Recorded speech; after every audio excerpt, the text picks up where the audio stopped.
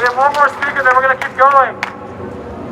Now our next speaker, Matilda, is another organizer with the local HTMP. And Matilda has done a lot of research about companies just like this.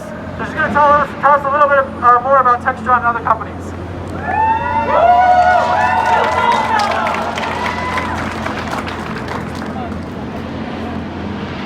Hi everyone. So today, right now, we're standing in front of a building that we can all see from College Hill, from where we came from, and that we've passed by so many times if we've been living in Providence or Rhode Island. And right here, we have Textron headquarters. There's our Textron headquarters producing weapons of war, and right here, they make the decisions of how much they produce, how much they sell, and to who they sell it. So Textron is a company producing weapons of war and has companies all over the US, Texas, Louisiana, Kansas, and so many others. Textron is one of the US military's primary suppliers of weaponry, goods, and services. In the recent years, the corporation has ranked in the top 20 US war corporations based on the money they receive from the Pentagon. Shame! Shame! Some examples of these weapons include attack helicopters, ship-to-shore connectors, drones, maintenance platform for nuclear weapons, and cluster bombs sold to the Saudi regime, which are forbidden by international law. But Textron is not just involved with the US. They provide weapons to Pakistan, Colombia, Iraq, Afghanistan, and of course, Israel. Throughout the 1980s, Israel used Textron's attack helicopters against Lebanese civilians.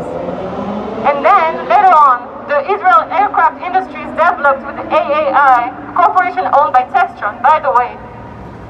They both developed drones RQ-2, which are ideal drones for reconnaissance and monitoring an occupied population, just like they're doing to the Palestinians. During the Gaza war in 2008, or Operation Cast Lead as they call it, Israel used the Cobra attack helicopter fleet against civilians. Nearly 1,400 Palestinians were murdered and 14 Israeli citizens as well. And Textron still continues to sell its weapons to Israel. In summer 2015 alone, they sold 500 helicopters. And perhaps today, yesterday, this past weeks, the people sitting right here in those offices decided on how much more weapons they would sell to Israel on all the attacks that we've been witnessing. And while they're selling these weapons and filling up their pockets with billions and billions of dollars every minute, Palestinians are being murdered over and over again. And again, Textron is so much closer than we think. For all of us who've been to Brown University as workers, volunteers, or students, and to all of us who somehow have connections with Brown University, you should remember one name, Maria Zuber. Maria Zuber is on the board of directors at Textron, but she's also a member of the Brown Corporation. The Brown Corporation decides on the students' tuition, the university's budget, who gets to be the president of the university, and they decide on which gifts they accept. And someone else to keep in mind, Scott Donnelly. Scott Donnelly is the chairman, president, and CEO of Textron. And during his free time, guess what he does? He goes to Brown University on the advisory committee of the Executive Master in Science and Technology Leadership Program.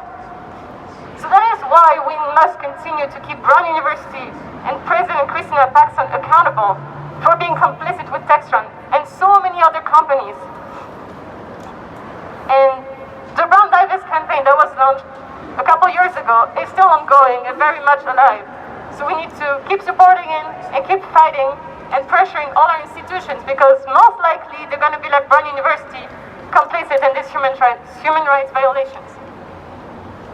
Israel has been getting support from the US government and many companies like Textron. And today, once again, we're witnessing its consequences on the women, men, and children in Palestine, including the medics who are trying to save lives, and the journalists who are trying to speak up and show the world the atrocities that the Israeli government is doing on a daily basis for the past decade. And this apartheid regime must end. Save Sheikh Jarrah, save Gaza, and free Palestine.